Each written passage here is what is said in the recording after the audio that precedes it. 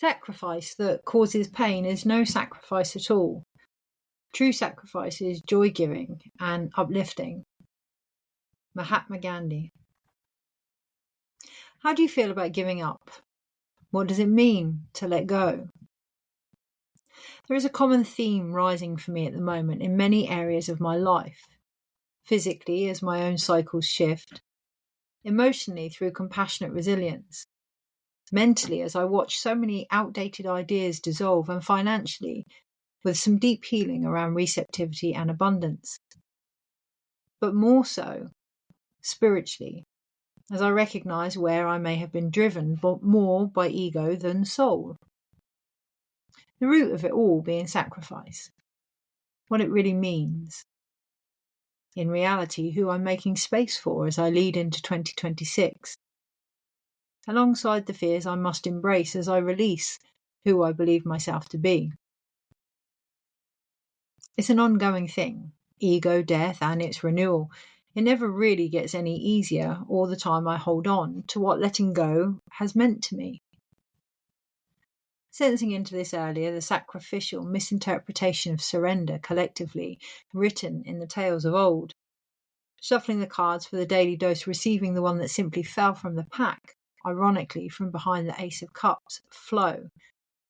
Noting its similarity with the death card I myself have designed, I tuned into the unknown image in my hands. Visualizing my black cat staring back at me, appreciative of the deep telepathic communication we already have. Remembering the dreams of them in my own visions prior to their birth. Aware of some of the options I've been feeling of late and my own judgment on sacrificing them. Knowing in my core there is still a possibility. Not wanting to give in, instead choosing to give them up. Hearing, be aware of potential, but don't force it. I turned over the Hanged Man, waking up, beneath which sat the Two of Cups, union. Today acknowledge that whilst uncomfortable change can turn a familiar world upside down, this isn't always a negative thing. Different perspectives have the ability to increase the possibilities. It's okay to wobble, to question. There is no need to rush. Allow your inner core consciousness to adjust. See the rebirth available in the sacred union of who you were and who you are becoming. Let your faith be restored simply through the vision of your present self. Hold space for your own potential.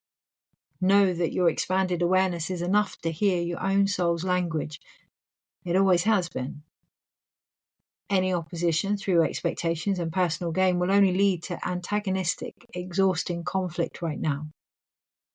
There is a stark discernment between divine willpower and bloody-mindedness, often rooted in the understandable fears we are unable to let go of, none more so than surrender itself. You are returning back to wholeness, merging with it all. You are growing, not ending. Recognize the distinction of making room and perceived emptiness. Partner with life every stage, even those you may not like the reflection of, in order to see them and yourself differently. Come back to the moment within it all. You. May we all remember, unity is born out of attraction between independent, often conflicting entities, and allow this force full of nature make it possible to conceive and nurture something exceptional, ourselves included. In deepest Munai, I ask you now, is it uplifting or downgrading? You know where I am.